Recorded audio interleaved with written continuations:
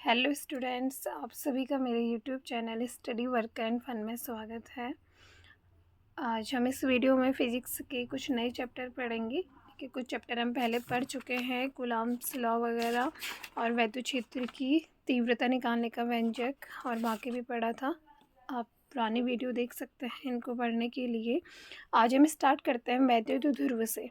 तो वैद्युत ध्रुव किसे कहते हैं? एक ऐसा निकाय जिसमें दो बराबर परंतु विपरीत प्रकार के बिंदु आवेश एक दूसरे से अल्प दूरी पर स्थित हो, वैद्युत ध्रुव कहलाता है। ठीक है, तो क्या है इसका मतलब देखते हैं। जैसे ये मैंने एक बना रखा है, ऐसा निकाय जिसमें दो बराबर हैं परंतु विपरीत प्रकार के आवेश है। माना कि हमने मान लिया एक माइनस क्यू आवेश है, तो इसका विपरीत एक प्लस क्यू आवेश है और दोनों का मान कितना है? बराबर है।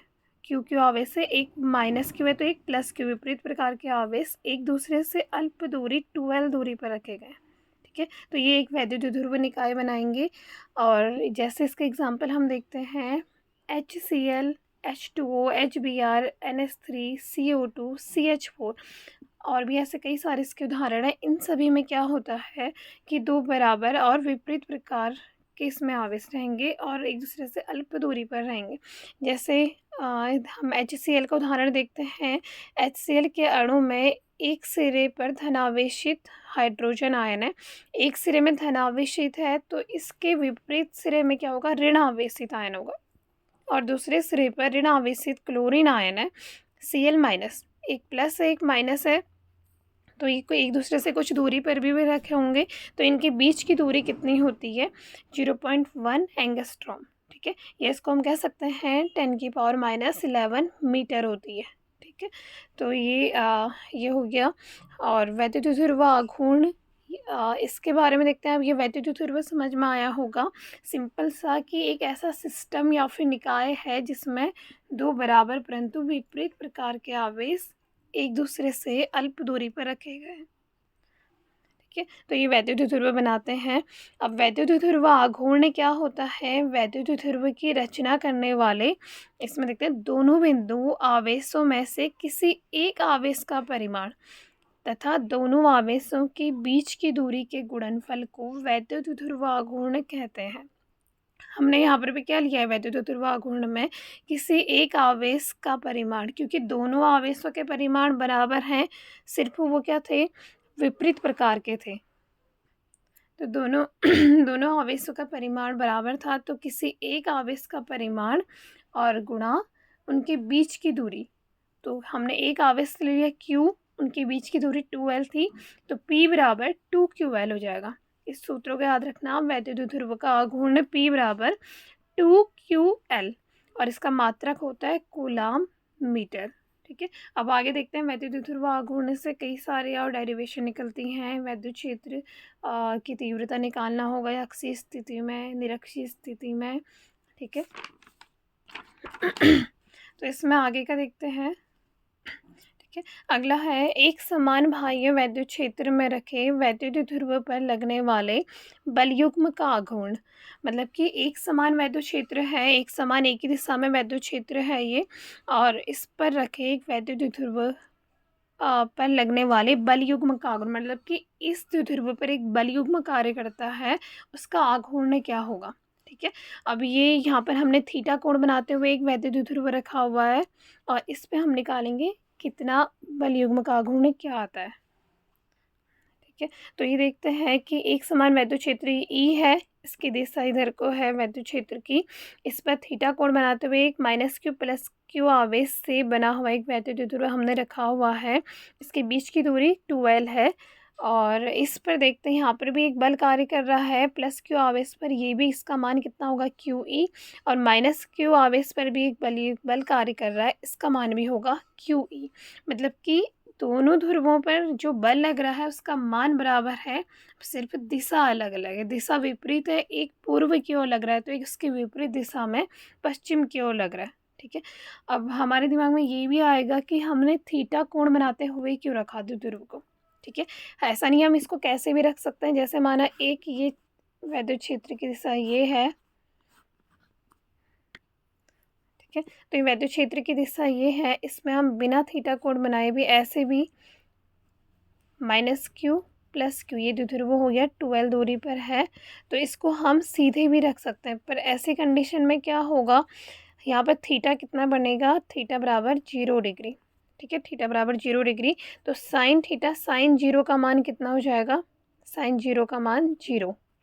तो इसलिए इसका मान यहाँ पर पे अगर हम थीटा बराबर 0 आ रहा है तो बल युग्म का आघूर्ण 0 आ जाता है। तो इसलिए हम थीटा कोण बनाते हुए रखा हुआ है, जिससे हम इसका आगे क्या सूत्र आता है बल युग्म का आघूर्ण वो देखेंगे।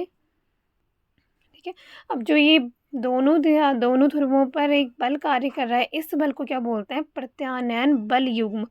युग्म इसलिए कहा गया क्योंकि वो जोड़े में बल लग रहा है, एक बल कार्य नहीं कर रहा है, दो बल कार्य कर रहे हैं। ठीक है, तो युग्म बल युग्म कहलाएगा प्रत्यानयन बल युग्म। अब ये प्रत्यानयन बल युग्म किससे कहते हैं, ये भी क्वेश्चन आ जाता है कभी, तो इसको ये लिख सकते हैं, यदि हम किसी वैद्युत ध्रुव को एक समान वैद्युत क्षेत्र में रख दें तो वैद्युत ध्रुव पर एक बल युग्म कार्य करने लगता है। यह बल युग्म वैद्युत ध्रुव को क्षेत्र की दिशा में संरेखित करने का प्रयत्न करता है। मतलब कि जैसे ये ऐसे रखा हुआ है तो ये इसको विपरीत दिशा में लग करके क्षेत्र की दिशा में लाने का प्रयत्न करेगा। ठीक है, वैद्युत क्षेत्र की दिशा में, और इसे प्रत्यानयन बल युग्म कहते हैं। ठीक है, तो इतना समझ में आएगा। अब आघूर्ण निकालते हैं, जो चीज़ हमने इसमें मानी हुई है, इसे अगर ये पेपर में आ जाता है 2 या 3 नंबर में कि एक समान बाह्य वैद्युत क्षेत्र में रखे वैद्युत द्विध्रुव पर लगने वाले बल युग्म का आघूर्ण ज्ञात कीजिए, तो हमें इसका ऐसे ही डायग्राम बना करके इसके बारे में भी बताना होगा कि माना एक वैद्युत द्विध्रुव एक समान वैद्युत क्षेत्र ई में क्षेत्र से थीटा कोण बनाते हुए रखा गया। ये हमें दिख रहा है वैद्युत क्षेत्र ई है, इसमें क्षेत्र से थीटा कोण बनाते हुए एक वैद्युत द्विध्रुव रखा गया है। माना द्विध्रुव के आवेश प्लस क्यू व माइनस क्यू है, इनके बीच की दूरी 2L है। वैद्युत क्षेत्र ई के कारण प्लस क्यू आवेश पर एक बल F बराबर क्यू ई क्षेत्र की दिशा में तथा माइनस क्यू आवेश पर उतना ही बल क्षेत्र की विपरीत दिशा में लगता है। तो एफ बराबर क्यू ई होता है। ठीक है, अब ये एफ बराबर क्यू कैसा होता है, हमें पता है ई बराबर कितना होता है, एफ अपॉन क्यू। तो यहाँ से अगर हम निकालें तो एफ बराबर आ जाएगा क्यू ई। ठीक है, तो इसमें देखेंगे अब ये दोनों बल एफ एक दूसरे के बराबर विपरीत तथा समांतर हैं, अतः ये एक बल युग्म बनाते हैं। दोनों लग रहे हैं इस दिशा में भी इस दिशा में भी, तो एक बल युग्म बनाएंगे जो वैद्युत ध्रुव को घुमाकर क्षेत्र ई की दिशा में लाने का प्रयत्न करते हैं। ठीक है, तो वैद्युत ध्रुव को घुमाकर ई की दिशा में लाने का प्रयत्न कर रहा है, अतः प्रत्यानयन बल युग्म का आघूर्ण कितना होगा, इसका सूत्र होता है, इसे याद रखना, टाउ बराबर प्रत्यानयन बल युग्म का आघूर्ण टाउ बराबर एक बल गुणा दोनों बलों की क्रिया रेखाओं के बीच की लंबवत दूरी। अब एक बल इसमें हम लेंगे कितना, F, दोनों में से कोई भी ले लेंगे, F दोनों का मान बराबर है, बस सिर्फ विपरीत दिशा में लग रहा है। और दोनों बलों की क्रिया रेखाओं के बीच की दूरी, द्विध्रुव के बीच की दूरी कहाँ होता है तो हम सीधे 12 लेते, पर क्रिया रेखाओं के बीच की दूरी कहाँ है तो इनको आगे बढ़ाएंगे, यहाँ से आगे बढ़ाएंगे जहाँ पर ये मिल रहे हैं, ये इसकी क्रिया रेखाओं के बीच की दूरी है। अब माना हम इसको A B C मान लेते हैं तो A B C है, B बिंदु पर दोनों मिल रहे हैं, तो हमें जहाँ पर ये मिल रहा है तो ये दूरी हमें ज्ञात करनी है। ठीक है, तो अब ये दूरी हमारी कैसे आ रही है, 12 साइन थीटा आ रही है। ये दूरी हमारी कितनी आ रही है, 12 साइन थीटा। ठीक है, ये कैसे आई 12 साइन थीटा, इसको देखते हैं। जैसे अगर हम माने, ठीक है, ये देखते हैं साइन थीटा बराबर कितना होता है, साइन थीटा बराबर लंब बट्टा कर्ण, मतलब कि BC बट्टा कर्ण AC। ठीक है, तो यहाँ से हमारा साइन थीटा बराबर कितना हो जाएगा, BC हमें निकालना है बट्टा AC हमें पता है 2L। ठीक, तो यहाँ से BC बराबर हो जाएगा 2L साइन थीटा। BC बराबर 2L साइन थीटा। अब हमने यहाँ पर भी थीटा साइन थीटा ही क्यों लिया, क्योंकि हमें यहाँ कर्ण पता था और हमें लंब निकालना था। तो लंब और कर्ण से रिलेटेड फॉर्मूला किसका बनता है, साइन थीटा बराबर लंब बट्टा कर्ण। तो हमने यहाँ से BC का मान निकाल दिया है 12 साइन थीटा। तो हमने रख दिया टाउ बराबर 1/f गुणा एक इनके बीच लंबवत दूरी 12 साइन थीटा। तो टाउ बराबर f का मान दोनों के लिए सेम था, भले हम इस ऐप को लें या इस ऐप को, तो QE आ जाएगा QE गुणा 12 साइन थीटा। अब यहाँ पर पे देखते हैं आगे, टाउ बराबर 2QL साइन थीटा आ गया यहाँ मल्टीप्लाई करके, और टाउ बराबर 2QL हमें ये पता है 2QL E साइन थीटा आ रखा है, ठीक है। तो 2QL हमें पता है क्या होता है P, हमने इससे पहले पढ़ा था वैद्युत ध्रुव आघूर्ण 2QL बराबर P, तो हम 2QL की जगह रख देंगे P। तो टाउ बराबर PE साइन थीटा, ये हमारा प्रत्यानयन बल युग्म का आघूर्ण ये आ जाता है टाउ बराबर PE साइन थीटा। इसका मात्रक अगर आता है तो न्यूटन मीटर, अगर हम इसको सदिश रूप में रखें तो वेक्टर फॉर्म में टाउ वेक्टर बराबर P सदिश गुणा E सदिश, ये हो जाएगा, ठीक है। तो ये आघूर्ण का सूत्र ये आ गया। अब हमने वैद्युत ध्रुव ये पढ़ लिया था, आगे हम करेंगे वैद्युत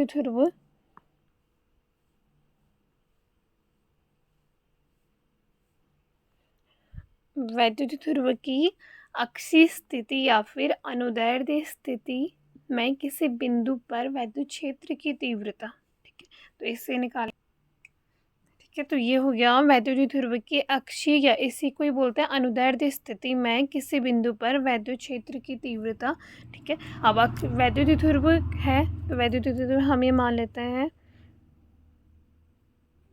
हमने वैद्युत ध्रुव पढ़ा था, किसे कहते हैं, दो बराबर परंतु विपरीत आवेश अगर एक दूसरे से अल्प दूरी पर रखे हों तो ये एक वैद्युत ध्रुव बनाते हैं, और इन दोनों की बीच की दूरी मान लेते हैं कितनी है 12, ये वैद्युत ध्रुव बन गया, ठीक है। अब इसकी अक्षीय स्थिति मतलब कि जिस अक्ष में वैद्युत ध्रुव रखा है उसी अक्ष को आगे बढ़ाते हुए हम अगर लें तो ये इसकी अक्षीय स्थिति कहलाएगी, ठीक है। अब अक्षीय स्थिति में किसी बिंदु पर वैद्युत क्षेत्र की तीव्रता, अब ये वैद्युत ध्रुव है, इसकी अक्षीय स्थिति ये है, इसमें अब बिंदु P, हमने एक बिंदु मान लिया P, इस पर यहाँ से इनके मध्य बिंदु O से हमने R दूरी पर एक बिंदु P मान लिया, इस पर हमने क्या ज्ञात करना है, वैद्युत क्षेत्र की तीव्रता याद करनी है, ठीक है। अब इसमें देख सकते हैं ये 12 है, तो हमने मध्य बिंदु में ये L होगा और ये भी L होगा, ठीक है। तो अब इसमें सबसे पहले हम इसके बारे में लिख देंगे, ठीक है। हमने जो इसमें बना रखा है इसके बारे में लिखते हैं, माना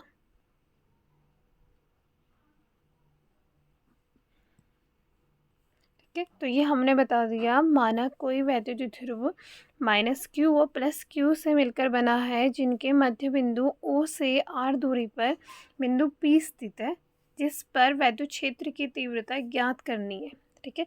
तो सबसे पहले इस आवेश के कारण ले लेते हैं -Q आवेश के कारण,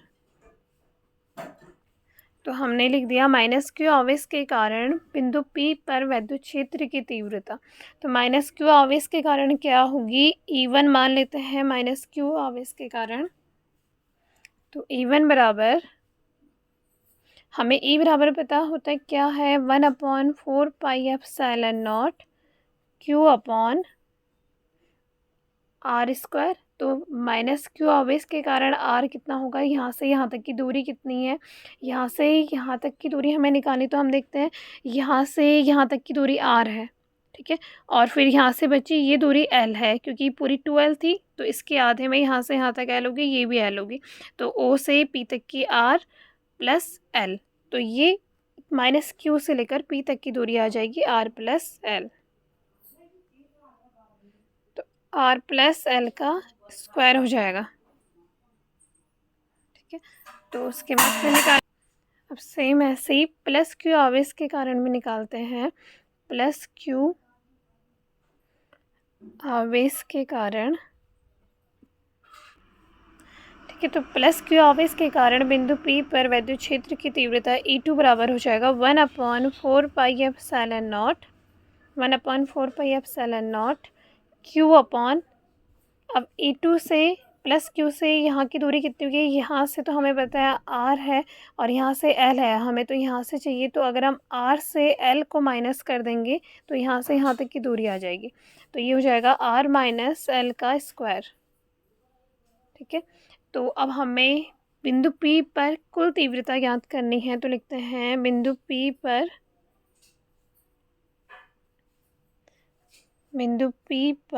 कुल तीव्रता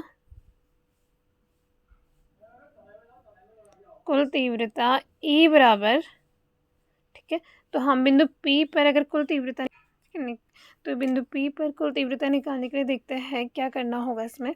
अब यहाँ हमने जो बिंदु P पर था हमारा विद्युत क्षेत्र का, हमारी जो दिशा थी E1 और E2 ये क्या थी, E1 हमारा लग रहा है इस दिशा में और E2 लग रहा है हमारा इस दिशा में बिंदु P पर। ठीक है, तो ये विपरीत दिशा में है, तो इसके लिए हमें क्या करना पड़ेगा, बिंदु P पर परिणामी तीव्रता कितनी होगी, इन दोनों के अंतर के बराबर होगी, तो हम इसमें कर देंगे E बराबर E1 माइनस E2। ठीक है, तो ये इसलिए कि तीव्रताएं हमारी दोनों थी E1 और E2, ये कैसे एक ही रेखा के अनुदिश थी और विपरीत दिशाओं में थी, तो दोनों के हमारे परिणामी क्या होगी, इन दोनों के अंतर के बराबर होगी, तो E1 से हम E1 तीव्रता से E2 माइनस कर देंगे, सॉरी E1 से नहीं E2 से E1 को माइनस करेंगे। ठीक है, तो E2 माइनस E1 होगा, यहाँ पर आप सही कर लेना, परिणामी तीव्रता हमारे E1 से माइनस होगी E2 से माइनस होगी E1। ठीक है, ये मिक्स हो गया था। तो यहाँ हमें P बिंदु पर अगर परिणामी तीव्रता निकालनी है तो E2 माइनस E1, मतलब जो प्लस क्यू आवेश के कारण बिंदु P पर तीव्रता आई है उससे हम माइनस करेंगे जो माइनस क्यू आवेश पर बिंदु P पर तीव्रता आ रही है। ठीक है, तो इसको हम निकालते हैं, हमारा E बराबर हो जाएगा, तो प्लस क्यू आवेश के कारण कितनी आ रही थी, 1/4πε0 Q upon R minus L का होल स्क्वायर, तो इसे लिख देंगे 1/4πε0 Q upon R minus L का होल स्क्वायर। ठीक है, और माइनस E1 कितनी आ रही थी हमारी, 1/4πε0 Q upon R plus L का होल स्क्वायर। ठीक है, तो अब इसे सॉल्व करते हैं, दोनों में हमें कॉमन क्या दिख रहा है, 1/4πε0 और Q दोनों में है, तो हम निकाल देंगे E बराबर Q अपॉन, इससे बाहर ले लेंगे कॉमन, 1/4πε0 ये बाहर आ गया, अंदर यहाँ बच गया 1/R माइनस L का होल स्क्वायर माइनस 1 यहाँ बचा R प्लस L का होल स्क्वायर। ठीक है, तो E बराबर Q अपॉन 4πε0। ठीक है, इससे हम ले लेते हैं यहाँ पर, अगर हम एलसीएम ले लें, इसका लॉस ले लें, तो R माइनस L का whole square minus multiply R plus L का होल स्क्वायर। ठीक है, तो यहाँ ये था, इससे अगर इसको डिवाइड करते हैं तो ये बचा, तो यहाँ पर आ जाएगा R प्लस L का होल स्क्वायर माइनस, बीच का साइन माइनस है, तो इससे यहाँ डिवाइड करेंगे तो ये बचा R माइनस L का होल स्क्वायर। ठीक है, तो E बराबर Q upon 4πε0 A plus b का होल स्क्वायर, हमें पता है A square plus B square plus 2AB 2RL, अब माइनस A माइनस बी का होल स्क्वायर क्या होता है, प्लस में A स्क्वायर आता है पर बाहर पे माइनस होने से माइनस R स्क्वायर आ जाएगा, अब B स्क्वायर प्लस में आता है पर बाहर माइनस होने से minus L square minus 2AB आता है, पर बाहर माइनस होने से ये प्लस हो जाएगा तो 2RL, और नीचे यही रहेगा हमारा।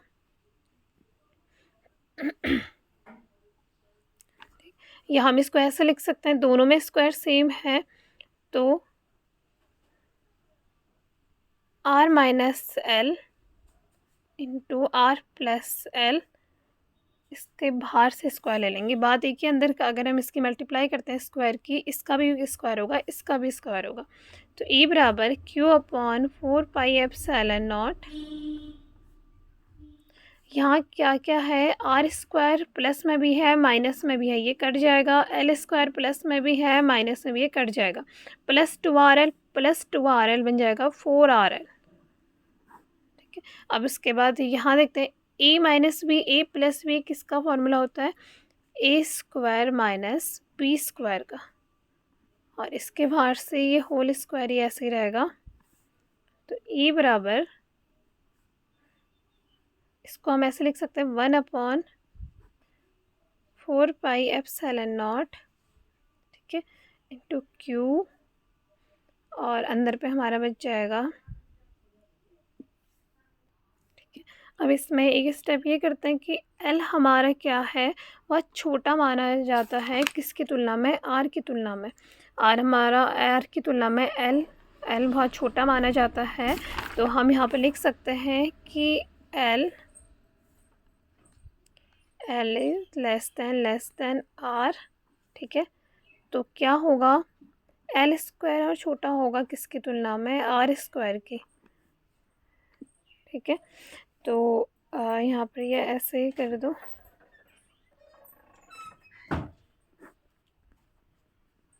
माइनस एल स्क्वायर का होल स्क्वायर लिख देते हैं, एल स्क्वायर आर स्क्वायर की तुलना में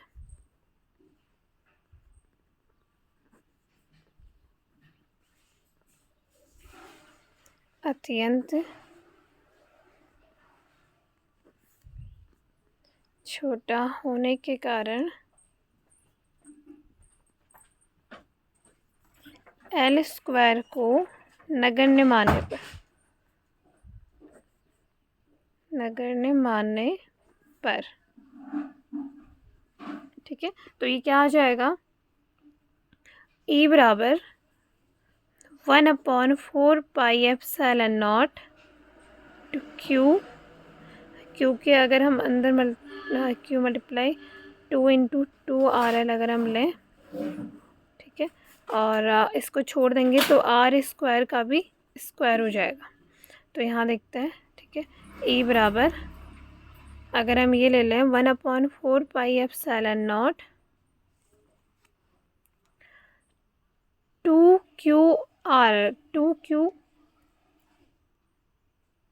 2QRL, ठीक है, ये है हमारा आ रहा है। अगर हम इसको ऐसे लिखें, इंटू 2 × R एक साथ लिख दें, मल्टीप्लाई 2QL, क्यू हमने यहाँ कर दिया, एक ही बात आगे पीछे करा हुआ है। ठीक है, और नीचे R की पावर 4 आ जाएगा। ठीक, अब हमें पता है वैद्युत ध्रुव गुण हमने पढ़ा था 2QL बराबर कितना होता है, P। ठीक है, तो इसकी जगह पर हम P लिख सकते हैं। आगे करते हैं, E बराबर 1/4πε0। ठीक है, अब R से यहाँ, अगर हम एक R से यहाँ 4 है, R की पावर 4 है, तो अगर हम एक R से इसको काट देंगे तो ये 3 बच जाएगा यहाँ। तो 2, और इसकी जगह पर हमने रख दिया कि 2QL की जगह पर P, तो 2P अपॉन नीचे आ गया RQ। ठीक है, तो हमारी ये अक्षीय स्थिति में वैद्युत क्षेत्र की तीव्रता निकल जाती है। इसका सूत्र आ जाता है E बराबर 1/4πε0 2P अपॉन RQ। ठीक है, और इसका मात्रा कितना हो जाएगा, न्यूटन प्रति कूलम।